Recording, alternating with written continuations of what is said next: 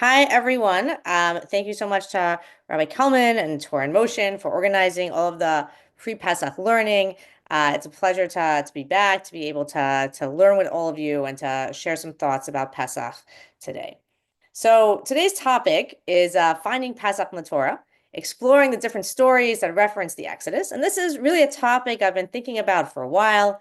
On one hand, we know one of the central themes of Pesach is remembering the Exodus, remembering our slavery in Egypt, which we're going to reenact in a few days, right at the Sidarim.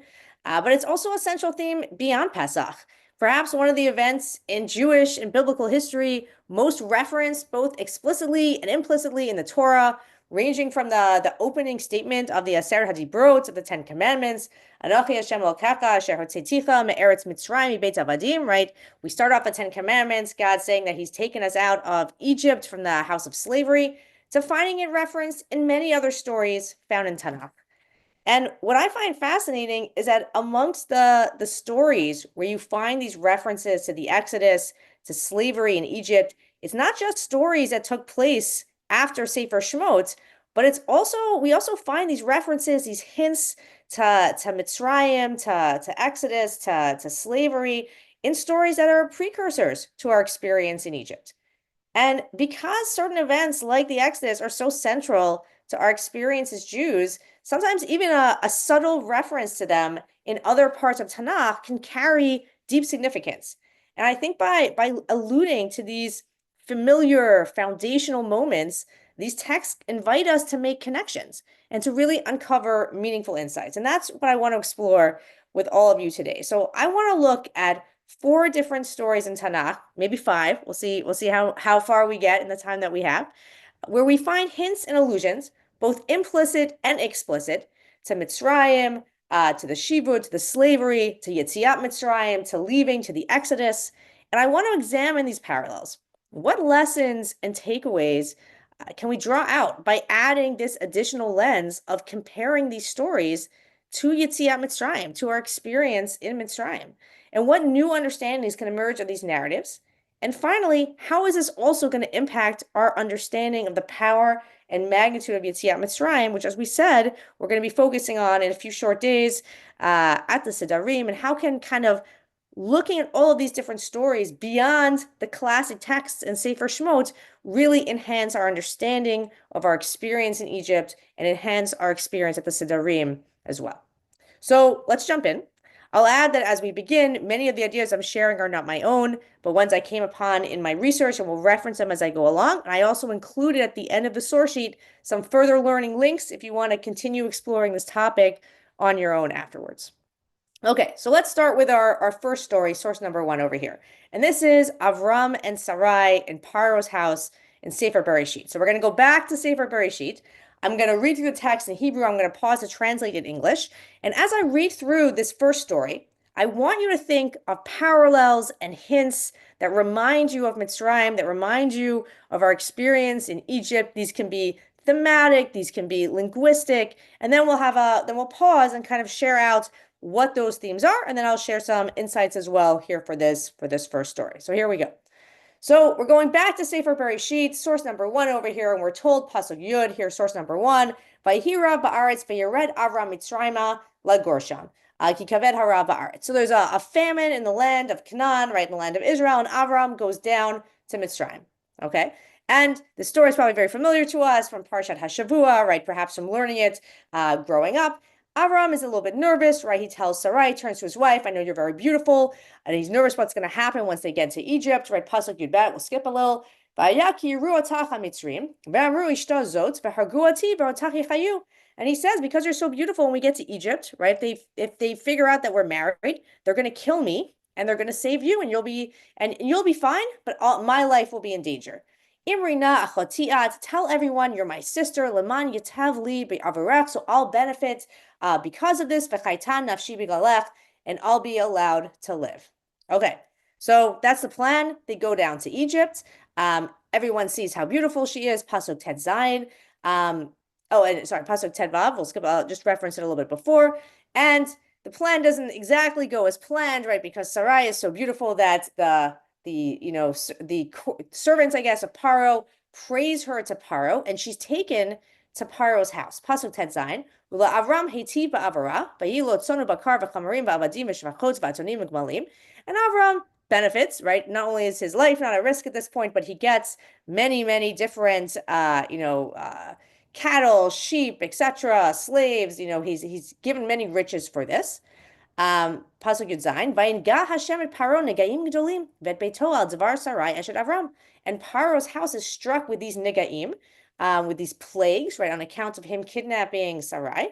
Vayikra Paro Avram vayomer mazon asita li. And Paro calls Avram and says, "What did you do? How did you not tell me she was your wife? Right? Why did you say that she was your sister?" And finally, Pasuk Chav, he's basically kicked out, ushered out of Mitzrayim. Vayitzav Allah Paro Anashim. Paro gets kind of some men to accompany him. Vayishlochu oto ve'ed ishto ve'ed kol asher lo. And Avram is escorted out, sent out with his wife, with everything he had from Egypt.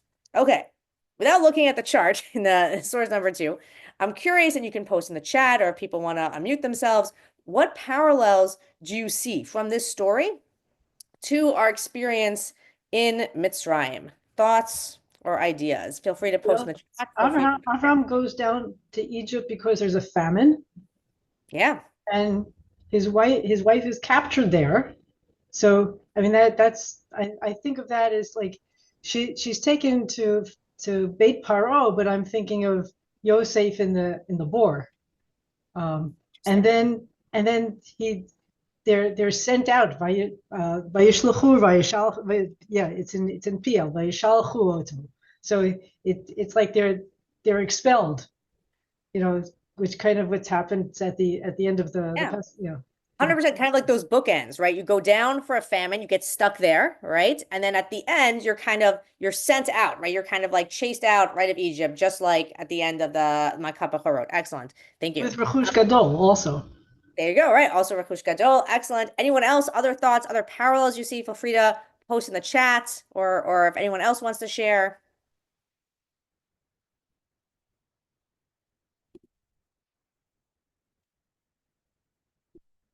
Give another couple of seconds, and feel free to chime in if anything else sounds familiar to you from the whole story of Mitzrayim. Well, we heard a few ideas as well, and I'll share some parallels as well. And here we'll skip down a little bit. We have a chart I put together over here in source number 2, and we'll see how this is referenced in different Mefarshim and different modern scholars as well. But first, as you just shared, thank you so much for sharing, right? The first parallel is, how do we even get to Mitzrayim in the first place, right? Avram descends to Egypt because of a famine, and we know also Yosef and his brothers, right? We know Yosef goes first, right, as was mentioned earlier, but how does the family unit of Yaakov end up in Mitzrayim? They go down because of a famine. They have no choice. They have to seek out, all right, Harav Kaved Me'od. Yaakov tells them, right, you got to go. We have to go seek out provisions, and they end up getting stuck. So it's the beginning of both stories is very similar. The second one, this I thought was very interesting, this idea that the women will be kept alive and the men will be killed, right? Avram is very nervous. He says, Sarai, you're going to be safe. But even though we know that she doesn't really end up so safe, right? She's kidnapped to the palace, but you'll be safe, but I'll be killed if they know that we're married. An interesting parallel, right? We think about Sefer Shemot, the beginning of subjugation, right? Here we can see over here, letter B over here. Vayitzav Paro l'chol amo lemor, kol ben hayalod hayora tashlicheu, v'kol habat techayun. Right, Paro's original decree, right? We're going to throw all the baby boys in the water, but the girls will be saved. So another parallel, interesting. We see also the word, right, that Paro's house is struck with plagues, right? Negaim. When Sarai is being kept in the palace, and nega is really used in Shemot to describe the kind of ultimate plague, right? Makat Bechorot, the kind of super plague at the end, in Shemot Perek Yud Aleph. Vayomer Hashem al Moshe, od nega echad avi al Paro. I'm going to bring one more nega, one more plague. V'acharechen yishlach etchem mizeh keshalcho kala garesh yigaresh etchem mizeh. And after this, you'll be sent out. He's going to drive you out, which is basically, as pointed out, what happens at the end of our story as well. A few other parallels, right? Avram gets called before Paro, right? And how, he calls him out, like, how could you, what's going on over here? And Moshe is called before Paro different times. V'yikra Paro l'Moshe v'la'aron, right? He always calls him out for different plagues, asks Moshe and Aaron to pray on his behalf. And finally, this was referenced before, leaving with riches, right? We know that Bnei Israel are told in Mitzrayim, ask your neighbors for all their stuff. promised in Brit Bein HaBetarim that they're going to leave with a Rechush Gadol. And here as well, Avram leaves with a lot of wealth, a lot of stuff. And something I think that's interesting also is, this is the last kind of parallel I'll mention, this idea of deception or subterfuge, right? That kind of is a theme that Paro in our story in Bereshit gets very mad at Avram.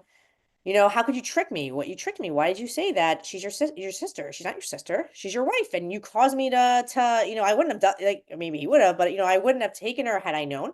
And there's those themes of kind of deception or trickery happening a little bit in Mitzrayim as well. Both Paro, who keeps telling Moshe, yeah, yeah, now you guys can go. You can for sure go. I'm letting you go. And then he changes his mind.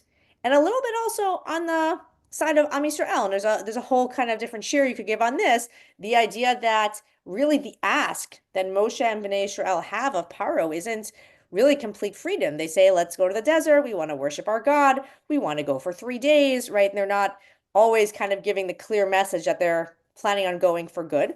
So this kind of like mixed messages, or kind of not exactly saying what, a little bit of trickery here is also found, right? Both kind of what's happening with Avram, and also a little bit with what's happening with what's happening in Mitzrayim as well.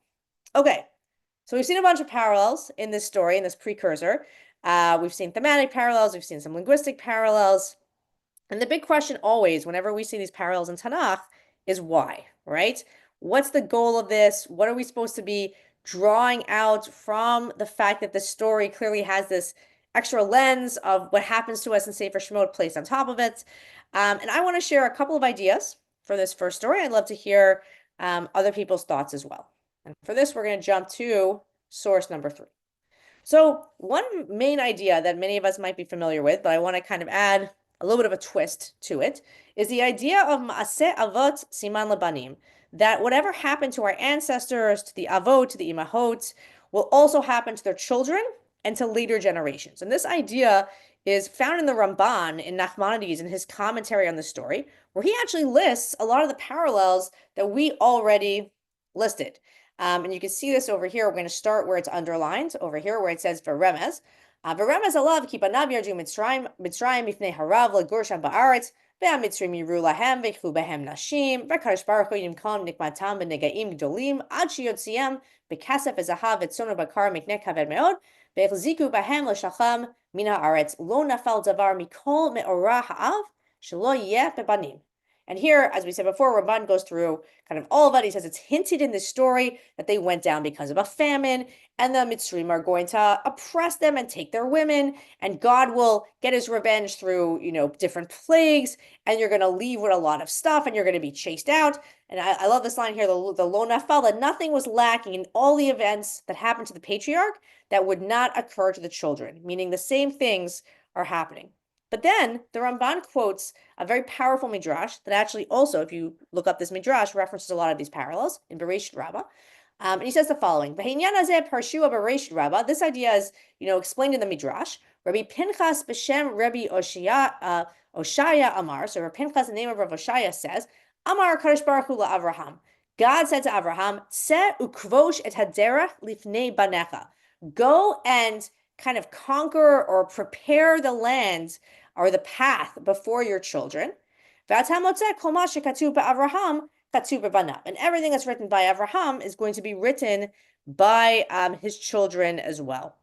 And Ramban finally ends over here, just at the end of his source, with kind of a famous line where he takes Avraham to task and says that he did actually 2 sins. Number one, he did a sin for putting Sarai in danger here, right? By kind of putting her life, she's ending up risking her life to save Abraham's. And finally, by leaving Israel in a time of famine. And this is a little bit contested by other Mefarshim, and we'll leave kind of, did Avraham sin or not, for a different shiur. But I really want to come back to that idea of the midrash that the Ramban quotes. This idea of kavosh derech lifnei banecha, tread out or prepare a path before your children. And Dr. Yael Ziegler has who's the Rosh Midrash, I believe, in Matan. He has a shir on this, which I found very powerful. And she really highlights this midrash, this idea that the Ramban references over here. And she says that when you think about this idea, what does it mean to prepare a path before your children? What's the point in kind of all of these parallels in preparing a path? And I think over here, it's a much more kind of positive or kind of, you know, smoother approach to thinking about this idea of the repetitions, this idea that everything that happens to the patriarchs and the matriarchs is going to happen to their children. And it's not this idea that, we're going to end up going into exile into Egypt because of Abraham's sin. But really, it's this idea that perhaps all the parallels and the allusions to Mitzrayim, to our experience in Egypt in this story, is really there to show us that in the future, the Jewish people are going to go through terrible suffering in Egypt and slavery. But this won't be the first time that we've seen these challenges. Our forefathers here, Avram also had this challenging experience in Egypt with lots of similarities, but he's prepared the way. He's like conquered the path. He's smoothed it out for us. Perhaps for us to take comfort in this idea that when we're going through suffering later on in Egypt, we're not experiencing this alone, but our ancestors went through something similar and they got through it. And we should take kind of comfort from that fact that we'll be able to get through it as well. And I think this really connects, beautifully back to the Haggadah as well. And here in source number 4, we're going to say, on, in a few days and later on this week at the Seder, B'chol dor vador chayav adam lirot et atzmo ki'ilu hu yatzam mitzrayim, that everyone is obligated to see themselves as if they came out of Mitzrayim. And usually I think we think of that as, we're sitting thousands of, many, many years later, trying to put ourselves back in the past. But perhaps this experience of Egypt is almost beyond time, right? This idea that even Abraham, is seeing himself as if he came out of Egypt even before the Exodus even took place. And I think really this first idea from the Midrash that Seu kvosh derech lifnei banecha, go and prepare the path before your children, can be this lesson to us that realizing that it's easier perhaps for us to go through struggles, to go through challenges, when we can appreciate that our forefathers or our ancestors, or perhaps even not too many generations before us, have gone through the same experiences, have gone through the same challenges. There's always differences, obviously, but they went through these challenges and they were able to come out of it on the other side, and we'll be able to do that too. And I think that's really that first lesson of the Maseh Avot, Siman Lebanim, everything that happened to our forefathers happens to us as well. It's kind of like this comfort, this chizuk, this encouragement for the harder times that we're going to go through, realizing it happened before. And that's perhaps why this kind of experience of these parallels to Yetziat Mitzrayim are kind of coded or included in this precursor story of Avraham or Avram here and Sarai in the house of Paro. I want to give another example, but I'm going to pause, and I'd love to hear if other people have thoughts or ideas or anything that comes out for you from seeing these parallels between these two stories.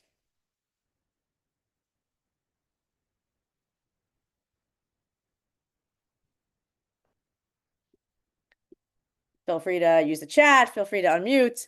But I'll keep going, but if people have other ideas, please feel free to share as well. So I wanted to share a second story from Sefer Bereshit that I think does something very similar. The same idea of kind of the ancestors preparing the path, right, for the later generations. And this was brought up by Dr. Ziegler as well, and I think it's a very powerful example.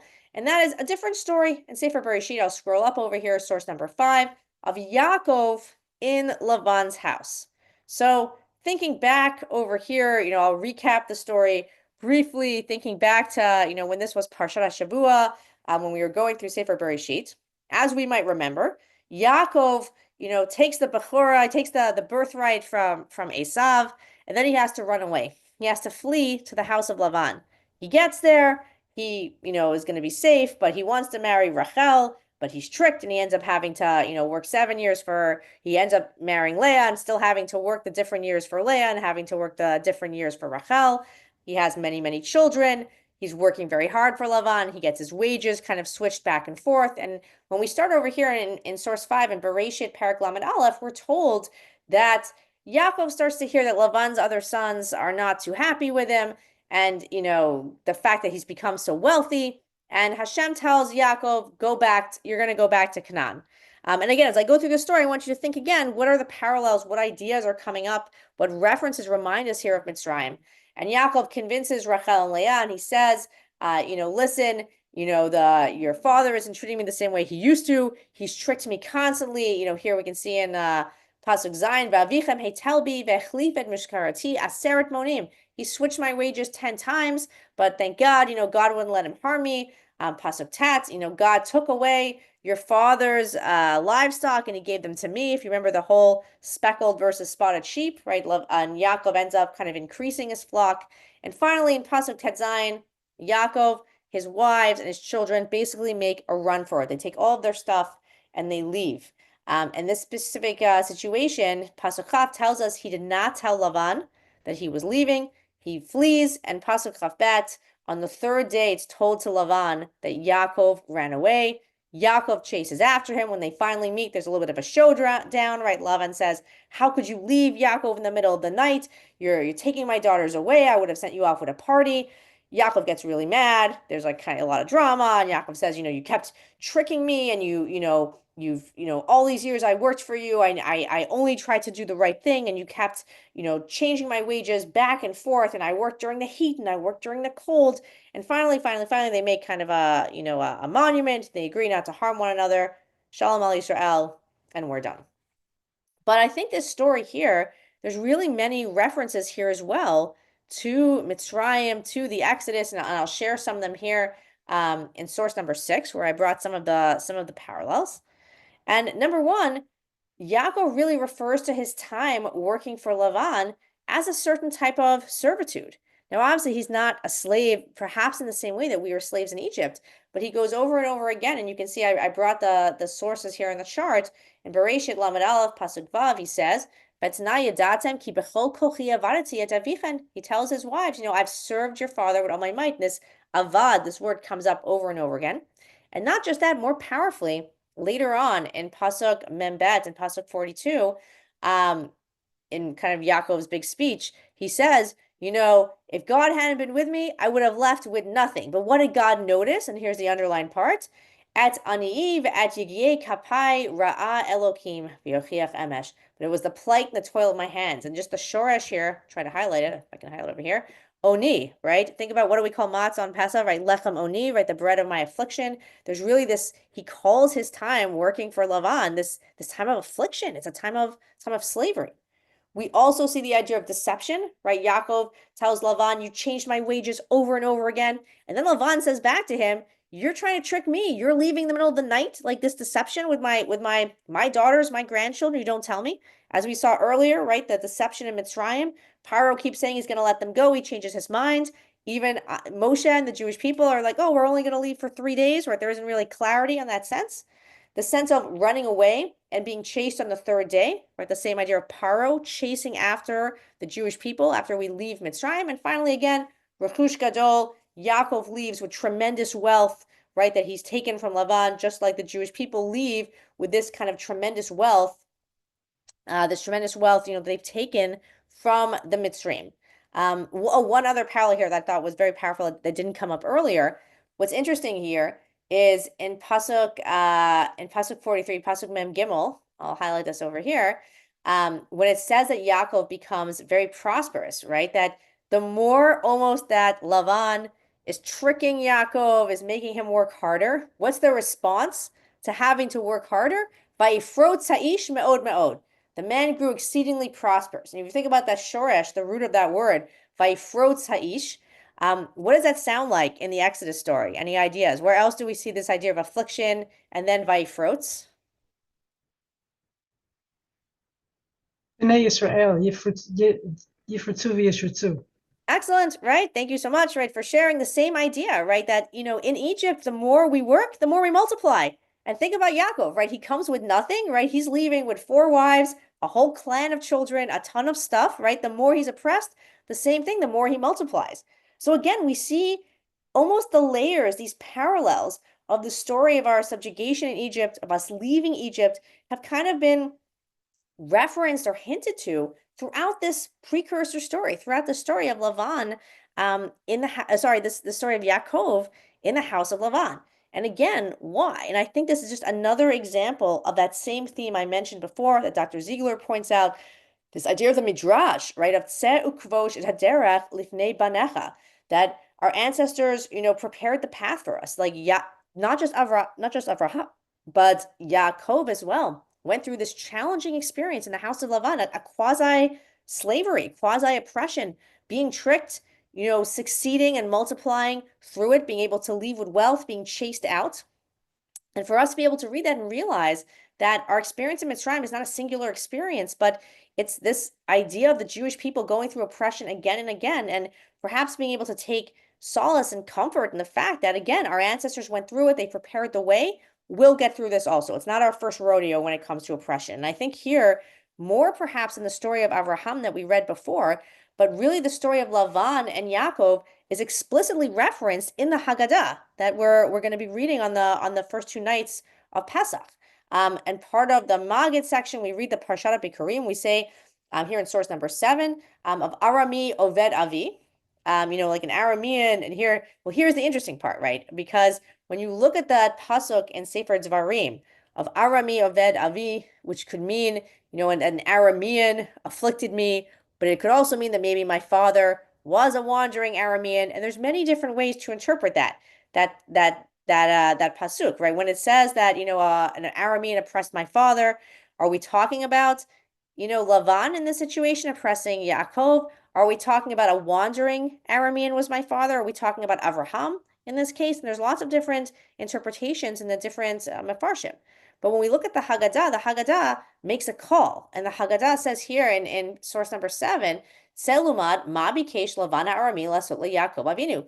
Listen to what Lavan tried to do to our forefather Yaakov. He was actually worse than Paro. Sheparo lo gazar el karim. Paro only wanted to wipe out the men. Lavan bikesh lakor takol. And Lavan wanted to take out everyone. Shneimar Arami Oved Avi vayired Mitzrayma vayigar sham temaat vayisham lagoy gadol atzum v'rab. And the Haggadah here takes like a decisive interpretation of Arami Oved Ami to say this is actually talking about the story of Yaakov and Lavan oppressing Yaakov. And I think over here it's that same idea that we're reenacting on Seder night of realizing that our experience in Egypt is not something that happened once, right? But it's oppression and subjugation the Jewish people have gone through again and again, even before Mitzrayim and even after.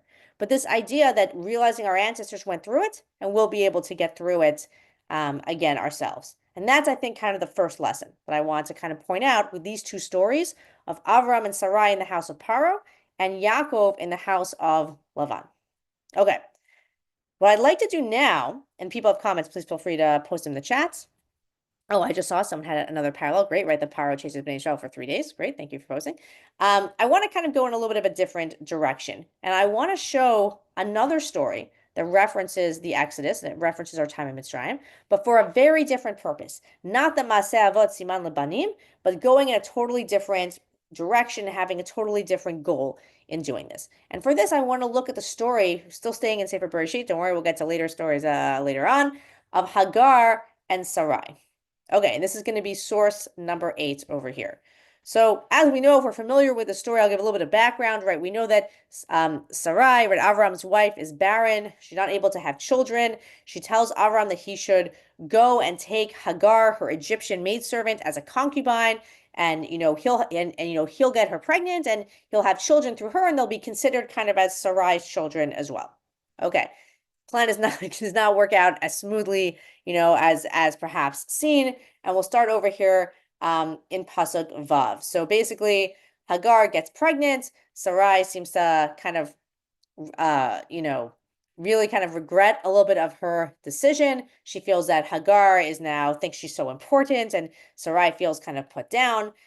She's complaining, to Avram, and Avram says, whatever you think you should do, you should do. Whatever you want to do is going to be right. So what happens in Pasuk Vav? We'll read from the second half. V'ta'aneh Sarai v'tivrak mifaneha.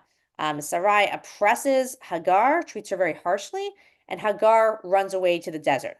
Okay, Hagar runs away to the desert. An angel finds her, and we're going to skip now to Pasuk Tet, to Pasuk 9, and tells her the following 3 things. And again, as we read through it, think about where you've heard this before. Here's what Hagar, the Egyptian maidservant, oppressed by Sarai, runs away to the desert, is in grave danger, right? Because there's not enough water, etc.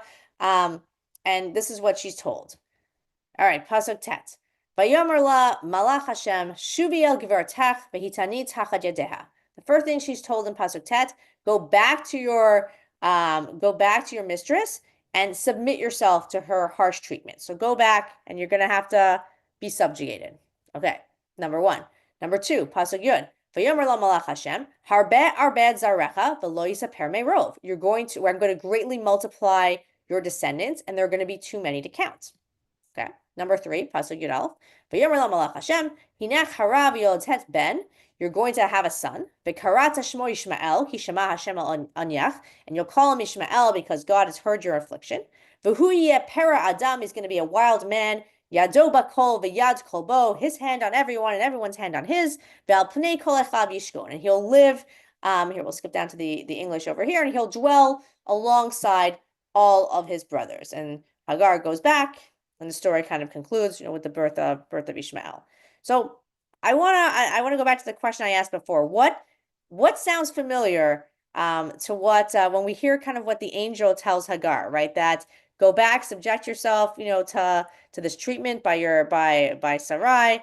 You're gonna have a lot of offspring, and you're gonna have a son Ishmael. He'll be a wild person. Everyone's gonna, hand on him, his hand on everyone else, and he'll live amongst his brothers. What does this sound like when we're thinking again, Yetziat Mitzrayim, Exodus, or things that are promising the Exodus?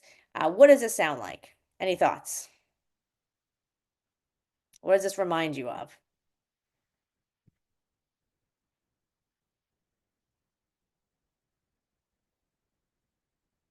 People can keep thinking, can keep deliberating. And here I want to reference Professor Yoni Grossman, who has a whole article on this, and I thought it was super interesting, and I wanted to reference it here. And he says that actually what the angel promises Hagar sounds very similar to what Avraham is promised in Brit Bein HaBetarim, in the covenant of the pieces that happens earlier on in Sefer Bereshit. That is kind of the root or the source of where we're told the Jewish people are going to spend hundreds of years as slaves in Egypt. And I just want to show you this. This is in source number 9, right? Avraham is told, and we'll see the parallels over here, that Avraham is told first, go outside, pasuk hey, habetna shemaima v'sipor kachavim im tuchal ispor atam v'yomer lo ko yezarecha. Just like the stars, you can't count the stars. Avraham, those are going to be your descendants. So we see that parallel, right? Number 2, he's told in pasuk Yud Gimel, Yadot Heda ki ger yezarecha be'eretz olahem ve'avdum ve'inu atam arba ma'ot shana. Your descendants are going to be slaves, and they're going to suffer for 400 years. But afterwards, Yitzur b'rechush gadol. Then they'll leave with a lot of stuff. And finally, this pasuk Yudchet, Bayoma hu karat Hashem et Avram brit lemor lezarecha natati et haaretz hazot. And finally, your descendants will get this land, will get Eretz Yisrael. Okay. So Professor Grossman points out a couple of things. He says that what Hagar is promised sounds almost exactly like what Avraham is promised, with a couple of creative interpretations. So in both of them, we saw this parallel, that they have to suffer as slaves, right? The Jewish people are going to go down to Egypt, are going to be slaves. Hagar has to go and suffer, kind of working for Sarai under, where Sarai is mistreating her. In both of them, they're promised many descendants. And then Avraham is promised that his descendants are going to leave with a lot of wealth and that they're going to get land. We don't explicitly see this said by Hagar about Ishmael, but Professor Grossman points out if you look at the Chizkuni in source number 10, when we're told about Ishmael, first of all, we're told that he's going to be a para Adam, a wild man. Professor Grossman sees this as, what does it mean to be wild? It means you're going to go free. That like she might have to suffer under Sarai, but her son will be free. He'll be a free person. When it says that his hand is going to be on everyone, and everyone's hand on his, Chizkuni actually sees this, and source number 10, Al Yad Masav Matan Shel Schora. Doesn't mean they're fighting. It means it's going to be through negotiations, through business. That actually Ishmael is going to be a tremendous business person. And he's going to interact with everyone. He'll dwell amongst his brothers. Why? He's going to be so rich that he's going to be in contact with all sorts of people.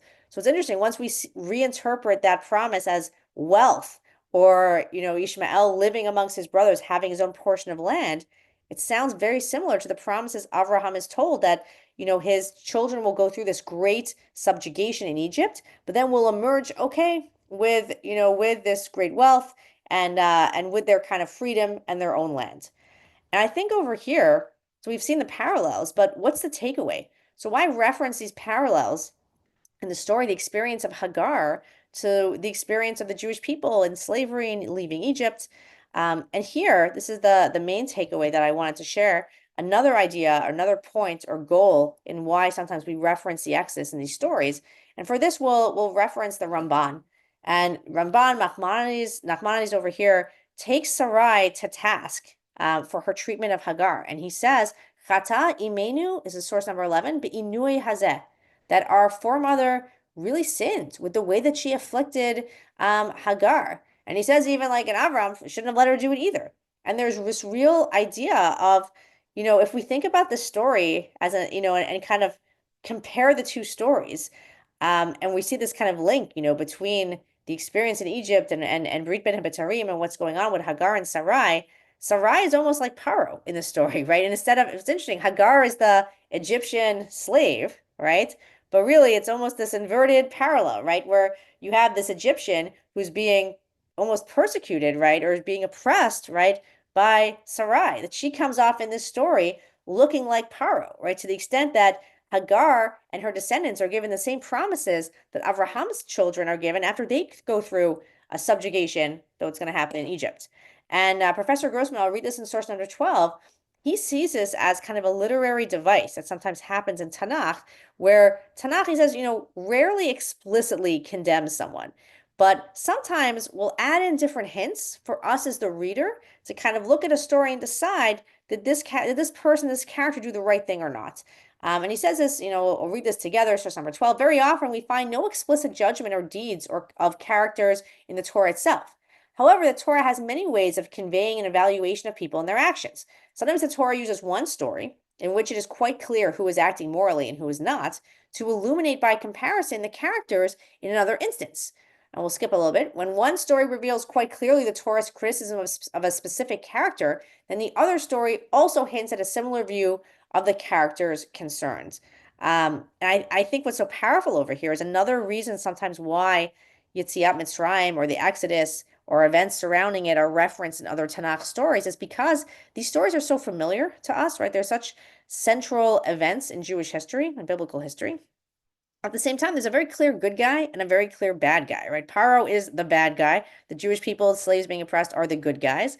And sometimes hinting to this story in certain references or parallels is nudging us. Like if we're reading the story and we're like, wait a second, is Sarai the Paro in this story?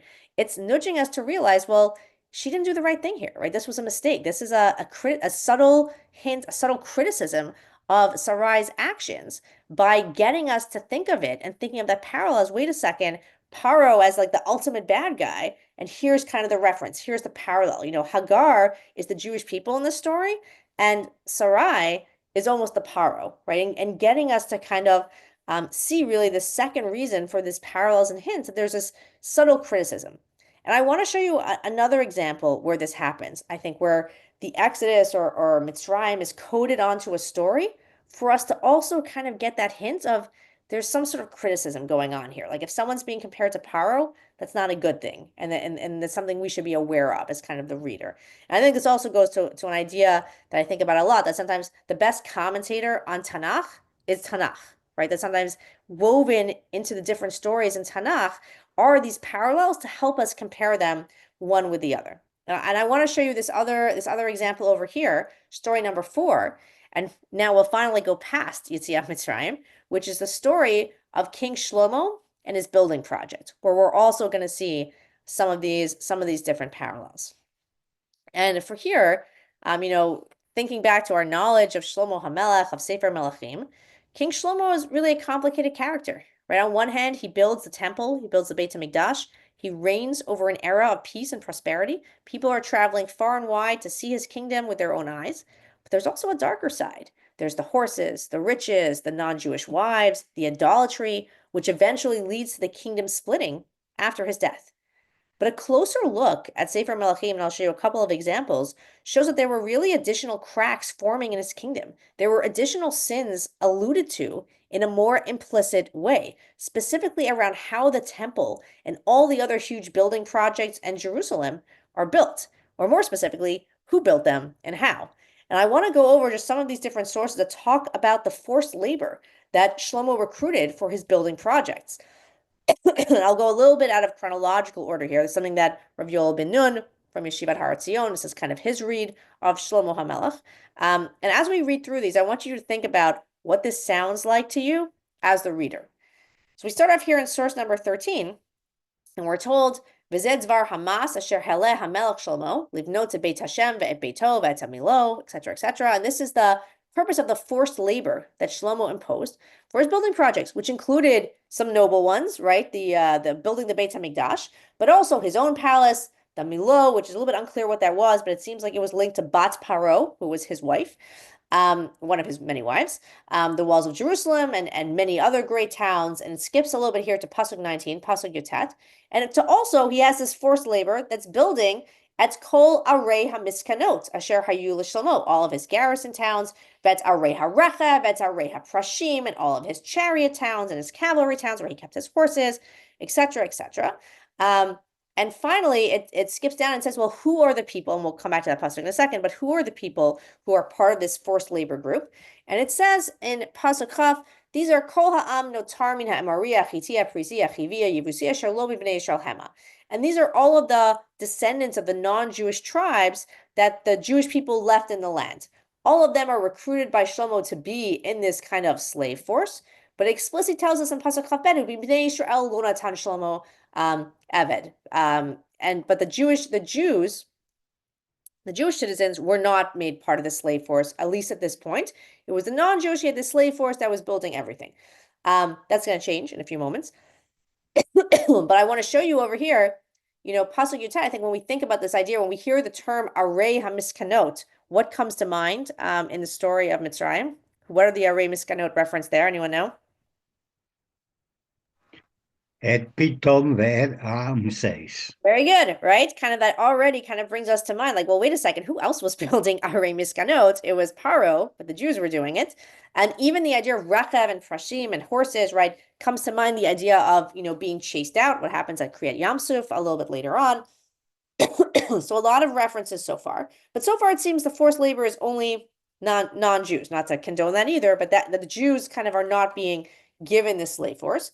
But then Source 14 in Parak Hey, we're actually told, Vayal HaMelech Shlomo Mas Mikol Israel, Vayihi Hamash Shloshim Elef Ish, that 30,000 Jewish men from Am Yisrael are actually become part of this forced labor force. And they're, a little bit here, they don't have to be in it all the time. It says in Pasuk Chavchet, you have 3 months on, and then, you have 1 month on and 2 months at home. 1 month where you're schlepped up to Lebanon to chop down trees, right, all the wood that's needed for these building projects. But again, there seems to be this sort of forced labor that includes the Jews as well. And finally, in source 15, we're told that Yerovam, who later on leads the rebellion, splitting away from Shlomo's son, that he's put in charge of Sevel Beit Yosef, the forced labor of the house of Yosef. And Rav Yoel ben Nun actually sees this as a progression. He has an article called Avadim Hayinu LeShlomo HaMelech, that we were kind of slaves to Shlomo HaMelech, that kind of at the beginning, it was mainly, the non-Jewish force that was building everything. But later on, it was like the Jews, the building projects expanded. And now we also need Jews to be part of this forced labor force. They have to work for 1 month on, 2 months off. And maybe even then they were okay with it because it was for the Beit HaMikdash. It was a noble cause. But then once it becomes for Shlomo's greater building projects, especially for building projects connected to Bat Paro, another reference, right, that we see over here, there's a lot of kind of angst that's building up. And it seems from that final source that we read that there's even this kind of, special slave force from the house of Yosef, a rival of the kingdom of Yehuda, which eventually, Yerovam, who's in charge of this, he ends up leading that rebellion, kind of splitting away from Shlomo. And we see even on the final source I'll show for this story in source 16, after Shlomo's death, when the people really go to his son, they go to Rechavam and they say the following, they say, Avich hekshe et olenu ve'ata hakel me'avodat avicha hakasher u'me'ulo hakaved asher natan aleinu. And the people go to Shlomo's son, they go to Rechavam, and they say, your father made our yoke heavy. There was so much harsh labor. Can you make it less? And as we know, right, we skipped a little bit of Rechavam. He consults with kind of the younger people and not really with the elders. And he says, my father would like, put one yoke on you, I'm going to make it even heavier. Avi yaseretzchem b'shotim, v'ani yaseretzchem b'akvarim. He flogged you with whips, but I'm going to flog you with scorpions. I don't know if that's literal, but definitely the sense here that life under Shlomo is painted a little bit in Sefer Melchim as this utopian, peaceful kingdom. But there's this darker side where people really were working extremely hard. And these parallels here, similar to the Sarai and Hagar story, where you're reading Sefer Melachim, you're like, wait a second, why does it sound like Shlomo is Paro? Right? And I think that, again, this kind of subtle criticism over here, this tool that Tanakh uses, referencing Mitzrayim, referencing the Exodus, again, can give us this powerful lesson. And Micha Goodman, Dr. Micha Goodman, who's an Israeli intellectual, he's written a number of books about Tanakh, about Israel, about Jewish history. He says it's beautiful, and he says that, the explicit sin in the stories of Shlomo, what does Shlomo do wrong explicitly in Tanakh? What does it say? It's the foreign women and the idolatry. But he says there's a hidden sin as well, which is really the oppression, the slavery of the people here. How do you build a kingdom that's going to be, enormous and going to have, is going to be lavish and is going to have, prestige? But how do you do it in a way that where it's not built on the backs of people who may or may not have signed up for this? That it's not just really Shlomo's, Ben Adam LaMakom sins between him and God, but there's even Ben Adam LaChavero. And I think this is just another example of how this tool of referencing Pesach, the Exodus, Mitzrayim, and Tanakh is used, right? To subtly critique someone in a story by using a frame of reference that we're going to immediately pick up on as the readers. Okay, I'll pause for a second. And if anyone has other thoughts, feel free to jump in. Just to kind of recap, and maybe I'll share one final story over here. We already saw kind of two main reasons as to why the Torah sometimes references Pesach before Pesach or Pesach after Pesach. And the first reason we had given was the Maseh Avot Siman Labanim, right? Whatever our forefathers went through, it's a comfort to us as the descendants that they went through this suffering, they went through this oppression, and we'll get through it too. And then we saw the second example through the story of Sarai and Hagar and through the story of Shlomo HaMelech, but sometimes the references to Pesach after Pesach or before Pesach are for us to think of a subtle criticism, right? Like, wait a second, like the Torah will sometimes hint to, like, the people in these stories are acting a little bit like Paro, right? And the victims are a little bit like Am Yisrael in Mitzrayim, for us to sense kind of a subtle criticism here or a lacking in people's character. And with the time we have left, I want to show you one third approach, which I think is fascinating as well. And for this, we're going to go to Sefer Shmuel. This is something that we might be familiar with in different Haftorahs, or we might be familiar with. I think I learned it in middle school. We usually learn it in 7th, 8th grade. Hopefully, we come back to it, as adults as well. And this story, and I'll summarize it outside, so we'll have time at the end for questions as well. Really tells the story of the battle between the Jewish people and the Plishtim, where the Aron is captured, where the Ark is captured. And this is basically after the fall of Shiloh. There's a battle that's lost with the Plishtim, and the Ark is taken. And the Aron, the Ark, is brought to the Plishtim's temple here in Parak Hay, in Shmuel Aleph. And it's really, it's seen as like a spoil of war. It's placed in the temple of their god of Dagon. And this victory by capturing the Ark is really seen by the Plishtim as not just a victory over the Jewish people, but in capturing the Aron and capturing the Ark, it's a victory over God as well. And to just recap the story quickly, they capture the Ark, they bring it back, they put it in the temple of their God. They wake up in the morning and Dagon, their God, has fallen, kind of smashed over, right? It says by Pasuk Dal, by Shkimu Baboker, they wake up in the morning and Dagon is, fallen off, and cut up into pieces. Only the trunk is left. And then that's the first thing that happens. And then as the Plishtim continue to keep the Ark in their presence as kind of this spoil or victory spoil, Pasuk Vav, Vatichbad Yad Hashem El HaAshdonim, Vayisamem Vayiyach Otam B'Tchorim V'et Ashdod V'et Gvuleha. Right, these are the Plishtim that are living in Ashdod, one of the 5, Philistine cities over here. God strikes them, Vayach, right, uses that word Vayach. And here it's unclear what exactly he strikes them with. Some translations say hemorrhoids. Some translations say it was like mice that came in and oppressed them as well. Definitely either one is very unpleasant, right? That this is an experience that they're having. And the people of Ashdod say, all right, we're done. Let's get rid of the Ark, right? Because we're seeing Here I underlined it as well in Pasuk Zayin, Ki kashta yado aleinu ve'al dagon Elokeinu, because God's hand is on us and also on our God. So they start sending the ark around to different cities. They send it to Gat, and when it comes to Gat, Pasuk Tet, Vayhi acharei hasiru oto v'tehi yad Hashem be'ir mehuma gedola. There's a huge panic in the city. Vayachad anshe ha'ir mikaton ve'ad gadol, and from the youngest to the oldest, everyone is struck again with this attack of tchorim, or in this case, hemorrhoids, at least how this translates it. Then they send it to Ekron, and it's sent from place to place until finally the Plishtim say, send it away. Let's send it back to the Jewish people. There's this outcry, Vata'al Shavata Ir Hashamayim, this outcry of the oppressed Plishtim to heaven with everything that they're suffering with this plague. And finally, we're told in the next parak in Pasuk Vav, the Plishtim want to decide what to do with it. They call the Kohanim, the Kosamim, the kind of diviners, and ask them, what should we do with the ark? And they're told, send it back to the Jews, but send it with some sort of gift. And then the story continues, but we'll pause there. And what I wanted to point out in this story, and this is pointed out by Rav Amnon Bazak from Yeshivat Har Etzion, he points out as well that when you read this story in Sefer Shmuel, again, our antennas are going up, that there's a lot of references here, right, to Mitzrayim, right? First, we see the words, Vayach, right, this idea of Magefa. They're struck with this plague of Tchorim. God is striking them. God is striking not just the people, but also their God, right? Dagon is struck down, just like we see when God tells Moshe and Sefer Shmo, what's the point of all the makot?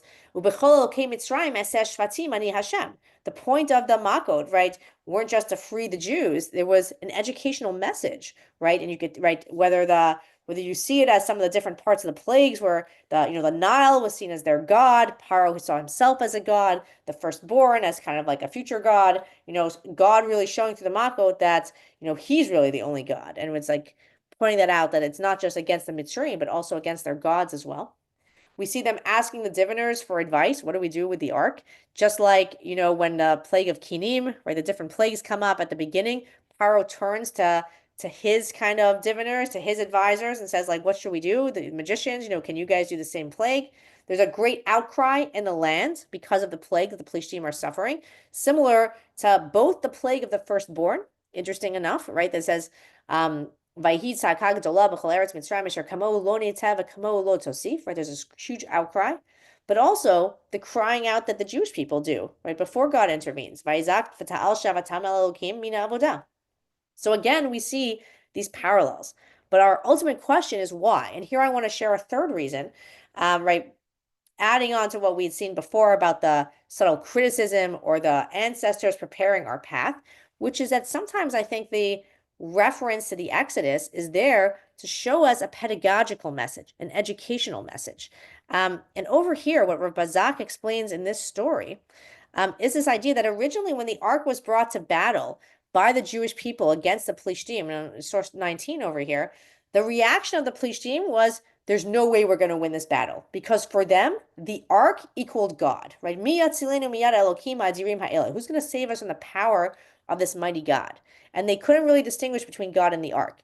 And then when they actually won the battle, they saw not just a victory over the Jewish people, but a victory over God himself.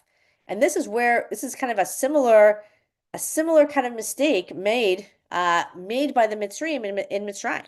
And here, what God ends up doing to the Plishtim is he has to kind of teach them this educational message, basically through plagues, for them to realize that no, just because you conquered the ark does not mean that you've conquered the God of the Jews, right? The God of the Jews is still there, is very powerful, and will show you through this that God still has power.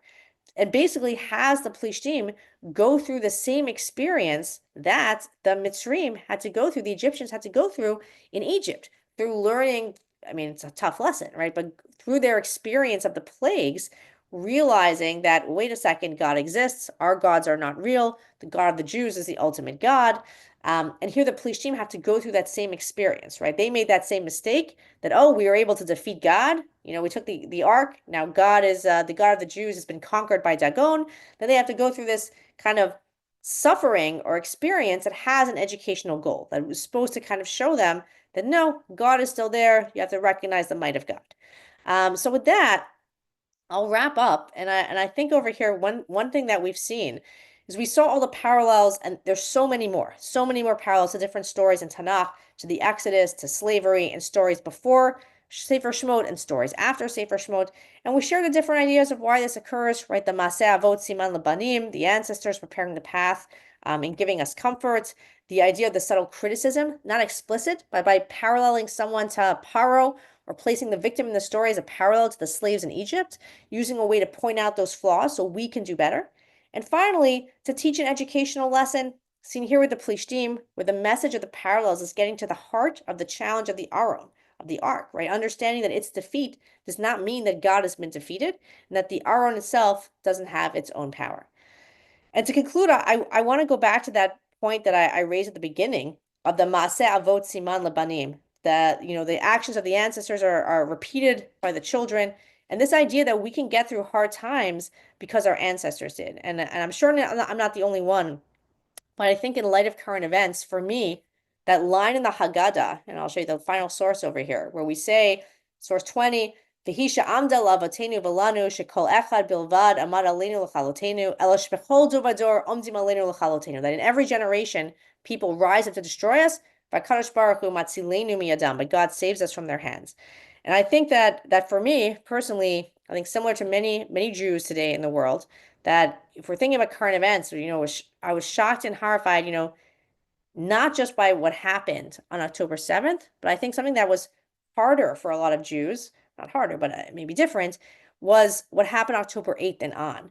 And seeing the rise in anti-Semitism, right, the abandonments by people who we thought were our allies and were our friends, and really just the troubling times that we find ourselves in as Jews today. And I think something that I've been able to take comfort in is that this may be shocking to us living in 2025, because maybe we thought anti-Semitism was over. Maybe we thought we lived in a time of comfort, and that people weren't trying to kill Jews anymore.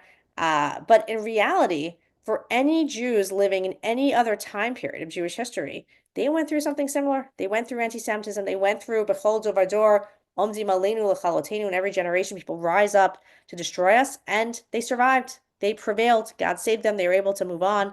And I think that this idea, going back to what we referenced before of our ancestors preparing the path for us seeing Yetziat Mitzrayim throughout stories in Tanakh, and the slavery hinted to throughout stories in Tanakh, and being able to say and appreciate, you know what? My ancestors went through this and they survived, and I'm going to be able to survive too. And I think that's a lesson something that we can take not just today, 2025, right? Something that we can take from the Seder, not just from not just through the Seders this year, but really beyond, as we continue to find and learn from more references to the Yetziat Mitzrayim and the Exodus beyond Pesach as well. And for anyone who wants to learn more, I included some links on the source sheets. And I want to thank everyone for coming. I'm happy to stay on if anyone has questions. I'm wishing everyone a wonderful Pesach, a Chag Kasher v'Sameach, and meaningful Sedarim as well. Thank you so much. Sarah, Yeah. regards to Nafi. Okay. I will pass that on. Rafael and Sharon Auman from Hillcrest. Okay. Will do. I'd just like to say it's interesting that the two different words for the what's it called, the labor that he put on them. In one case, it's mass, and in the other, it's sevel. And it's interesting, the two examples you gave, it's mass, and then that's interesting, isn't it? Because they mean slightly different things. And I just thought, in the two different books that you quoted from Tanakh. Yeah, no, 100%. Right. Kind of like, what does it mean? Is one worse than the other? Was there a progression, that happened as well? For sure. That's right. Absolutely. Yeah. Thanks. Yeah. Thank you. Any other questions or comments? Okay. Well, thank you everyone so much. Thank you, Torah in Motion. Thank you to Sylvie and to Rabbi Kelman. And I think she just posted the schedule again if anyone wants to catch the amazing other classes that are happening this week before Pesach. And thank you so much, everyone. And Chag Kasher v'Sameach. I have a question. Oh, question. Great. Yeah. But I am not sure it's a good question, but it's a question. You're talking about people who through Midrash or other things, they compare somebody to either Pharaoh of the suffering, or to the Egyptian, to the Israelites, the suffering. And yes, it's interesting to have Hagar in that position But if I wanted to parallel it to today, we've basically say we don't want to be, lots of our enemies compare Israel to the Nazis. And I'm not sure that for Jews in the First Commonwealth, that Egypt wasn't in fact comparable to that. And yet Midrash still did it. Is this giving us license to do it or not license to do it? It's a good, first of all, every question is a good question, right? I think it gets to a different point. I think that, this idea of criticism or editorializing or referencing or placing kind of, as you said, parallels of things that are clearly objectionable, on different people to say what you're doing now is like what Paro did, or lahavdil, right? What you're doing now or what Israel's doing now is like what the Nazis are doing. And I think this is where, it comes to us, it comes really to us. Don't get me wrong. I don't think the No, parallels of course, neither do I. are correct. But And I think it's trying to. right.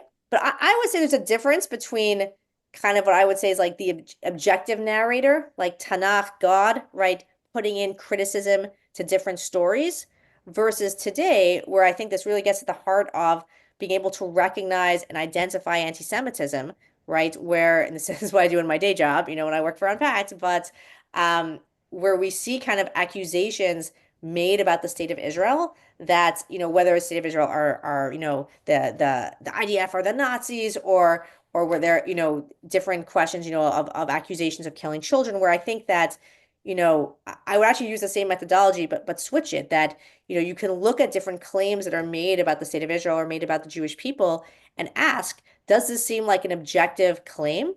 Or do I feel like there's a little bit of a blood libel here, right? What anti-Semitic tropes are being referenced, right, in this accusation, right? What's the goal of trying to make the Jews or the IDF here, parallel to Nazis? Like, what's the goal of the person who's doing that? And is that accurate or not, right? Or do I feel that in this accusation, which, I might think the argument that it is, there's again these anti-Semitic tropes that are coming up that lead me to be more skeptical of any claim that's being made. And that's, I think, the difference between, right, an objective narrator, Tanakh interpreting Tanakh, or the Ramban making a comment, or the Midrash, versus people are always making comments in politics, and trying to link people with different bad guys or different ideologies that we find objectionable. And then it's up to us as a discerning reader, a discerning consumer of media, right, to decide if this seems accurate or not, or if this seems false or not. So I think it's really an important challenge that people are going through today, for us to be able to distinguish that and to be able to unpack those claims. So. I agree with you. And I also think, by the way, the proper parallel to the past with what's going on now is that the Germans and the Japanese had to be utterly defeated, bombed into the Stone Age in the case of the Japanese, and then reformed. And only then could you have peace, when they knew they were defeated. So when everybody's talking about what's going on in Gaza, I'm saying, so let them surrender.